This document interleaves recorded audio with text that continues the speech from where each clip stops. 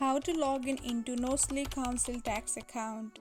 Hello everyone, welcome back to my channel How to Log In. Today on this tutorial video, I will show you guys how to log in into Knowsley Council tax account. It is a quite easy and simple process, so let's get right into the tutorial. Firstly, make sure that you have a stable internet connection on your device. After that, open any browser you have on your device. For instance, I'll be using Safari application. Now on the search bar, search for Knowsley Council tax login. As you can see, I have already searched for it. After searching from the different websites and links, click on the first one that says Knowsley Online Services. Wait for a while and you will be directed to this page. Here on this page, scroll down and now you need to enter your username and password in order to sign in into your account. In case you have forgotten your password, you can tap on forgotten your password option. So enter all of your valid information and tap on sign in option. With that, you are good to go.